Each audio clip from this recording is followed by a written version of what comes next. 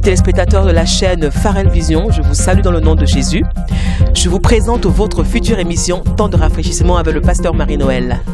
Le temps de rafraîchissement est un temps de partage de la parole de Dieu, un temps de communion, un temps de prière et d'échange autour de la parole de Dieu. Temps de rafraîchissement, c'est un temps où chacun pourra encore découvrir la parole de Dieu sous une nouvelle forme.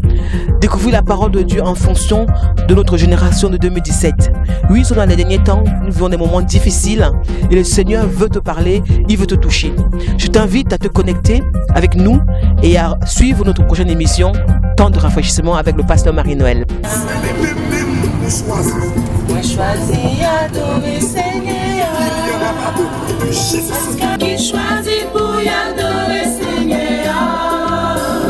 Y'a ça y a fait. Parce que nous et Seigneur, c'est la Je décide de servir le Seigneur.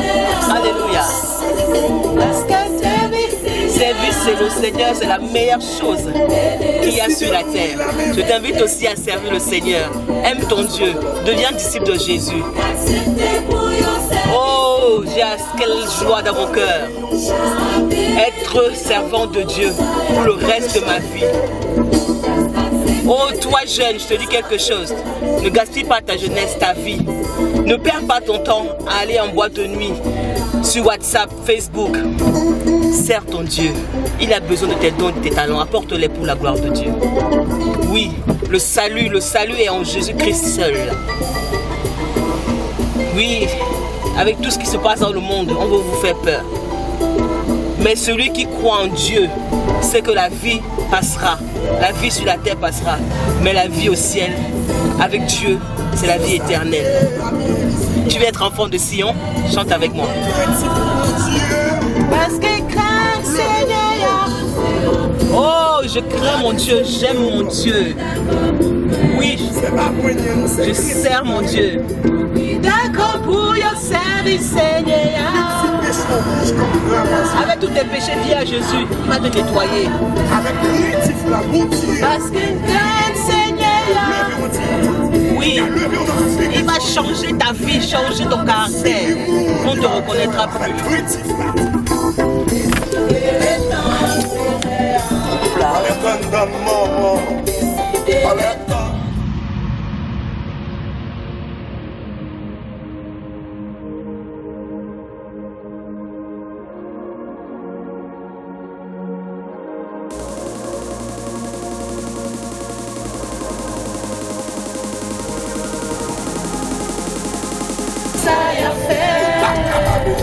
Parce que nous...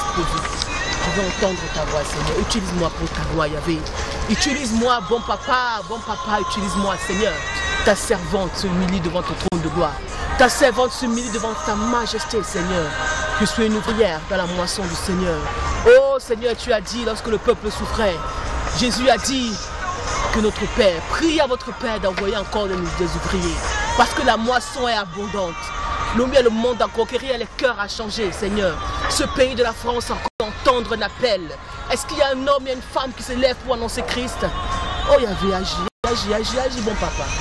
Agis, bon sauveur, remplis ton Saint-Esprit.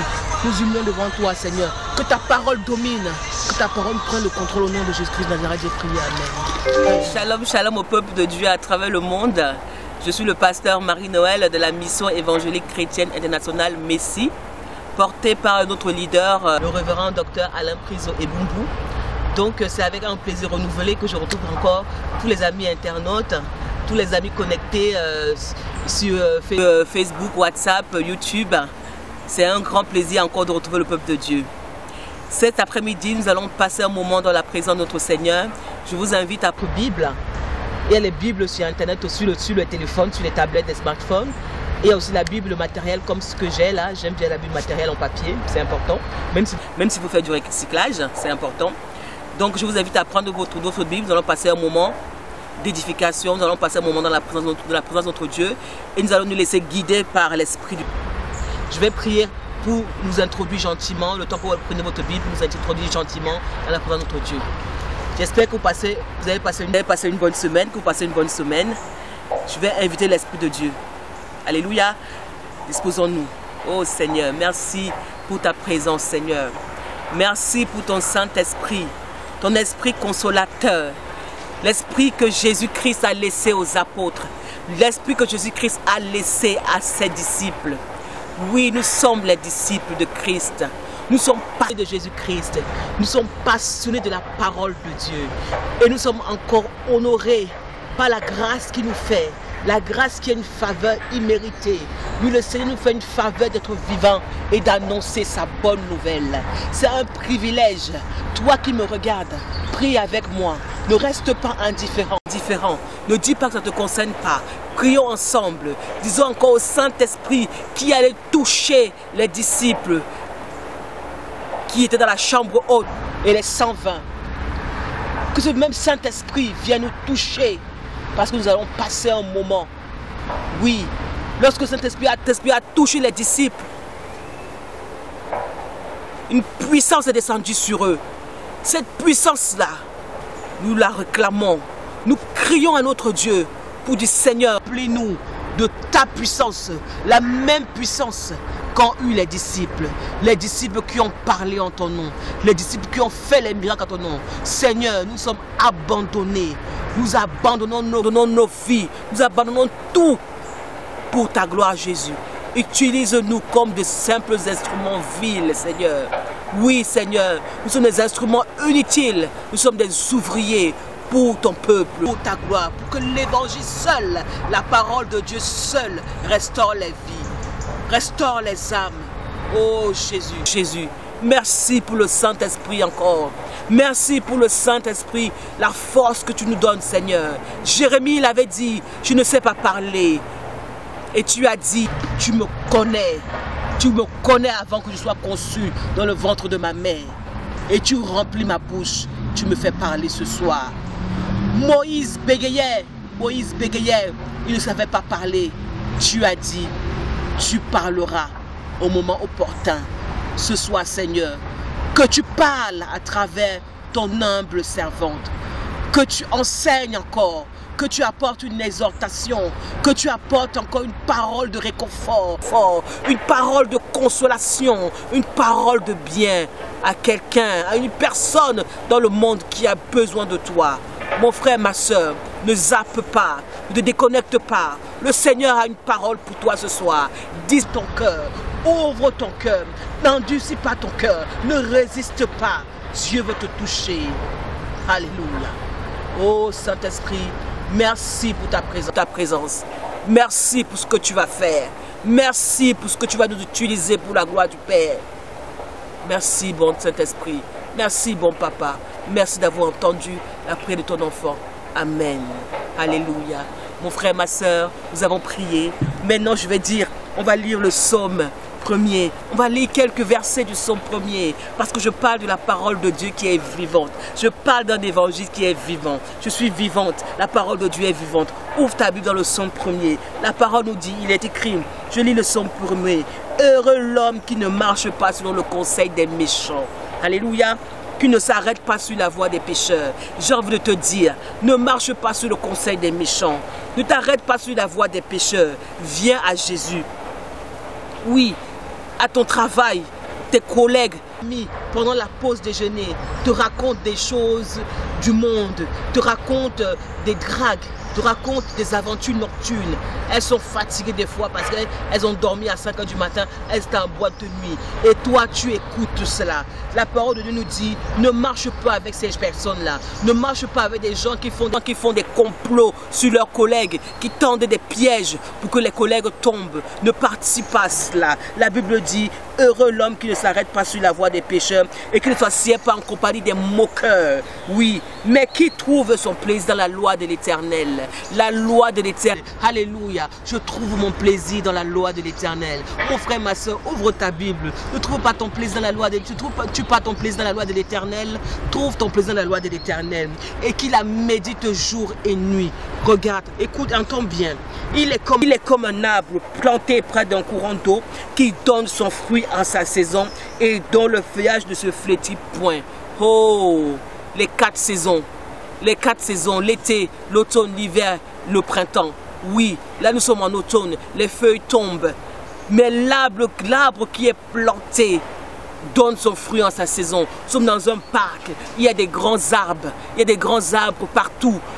L'arbre qui est planté, l'arbre qui est enraciné en Jésus-Christ donne son fruit en sa saison. C'est pour te dire, n'aie aucune crainte, ne panique pas dans les situations que tu vis en ce moment. Tu es enraciné en Jésus-Christ, tu donneras ton fruit en ta saison. Alléluia. Ne regarde pas à tes copines qui ont déjà le permis. Ne regarde pas à tes copines qui ont déjà des maris. Ne regarde pas à tes copines qui ont déjà des enfants. Tu donneras ton fruit en ta saison. Parce que ton livre, ta vie est dans la main de Dieu. Et le Seigneur reconnaît ses enfants. Le Seigneur te prépare à des choses plus grandes. Et quand le Seigneur te prépare à des choses plus grandes, il t'éprouve plus. Alléluia. Tu donneras ton fruit en ta saison. Tu as ta destinée. Amen. Pour te dire comment la parole de Dieu fortifie, comment la parole de Dieu console, comment la parole de Dieu affermit. Oui. Affermis-toi, assois-toi dans la parole de Dieu. Médite les Écritures jour et nuit. C'est vrai que tu vas dire, je n'ai pas le temps. Quel temps tu n'as pas? Le matin quand tu te réveilles, au lieu de prendre ton smartphone pour regarder sur Facebook ou d'autres réseaux sociaux, Twitter et compagnie, ce qui se passe, les petits potins, je te dis, bascule directement, tu te mets à genoux. Et à genoux, tu dis, Seigneur, prends ma vie. Ce matin, les dons et les talents que tu as mis en moi sont pour toi. Ma journée t'appartient.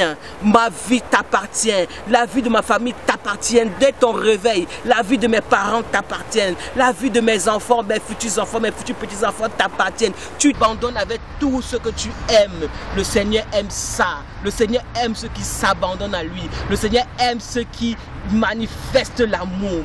Notre Dieu que nous servons est un Dieu d'amour et c'est un Dieu jaloux. Il aime la première place dans ta vie.